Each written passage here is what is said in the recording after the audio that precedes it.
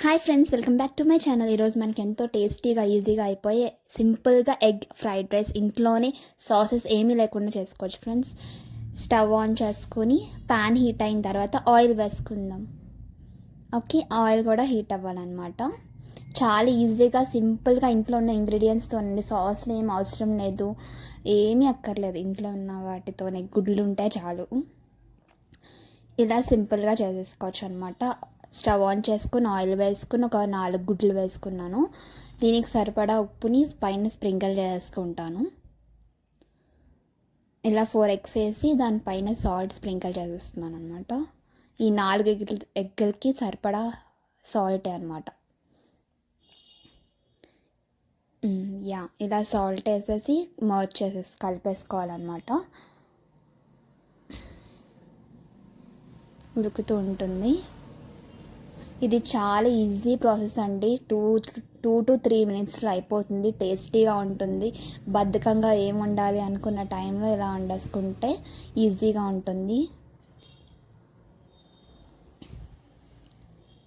Okay, తర్వాత stove on చేసుకొని oil పెట్టుకొని ఆవాలు, జీలకర్ర, పచ్చిమిర్చి, కరివేపాకు, ఉల్లిపాయ అనమాట. క్లిప్ తీయడం మర్చిపోయాను, నాకు తర్వాత గుర్తొచ్చింది వీడియో తీస్తున్నాను కదా అని చెప్పి. ఏం లేదండి, నూనె పెట్టి ఆవాలు, జీలకర్ర వేసాను. తర్వాత కరివేపాకు, పచ్చిమిరపకాయ, ఉల్లిపాయలు వేసాను, అంతే అనమాట. అది కొంచెం వేగుతున్నప్పుడు కొంచెం టొమాటో వేసుకోవాలి. ఆనియన్స్ ఎంత తీసుకున్నామో దానికి చూసి టొమాటో వేసుకోవాలి. ఓకే, ఇలా టొమాటో కూడా ఫ్రై అయిపోయిన తర్వాత స్పైసెస్ అన్నీ యాడ్ చేసుకుందాం అనమాట. పసుపు, ఉప్పు, జీలకర్ర పొడి, ధనియాల పొడి, గరం మసాలా మనం కావాలంటే యాడ్ చేసుకోవచ్చు, లేదంటే స్కిప్ చేసుకోవచ్చు, ఏం పర్లేదు. నేనైతే ఇక్కడ యాడ్ చేశాను. ఇక్కడ కారం నేను యాడ్ చేయలేదండి, తర్వాత యాడ్ చేస్తాను అనమాట. మీకు కావాలంటే ఇదే టైంలో కారాన్ని యాడ్ చేసేసుకోవచ్చు. ఇలా ఈ స్పైసెస్ అన్నీ ఉడికిపోతాయి కదా ఉల్లిపాయ టొమాటోలో.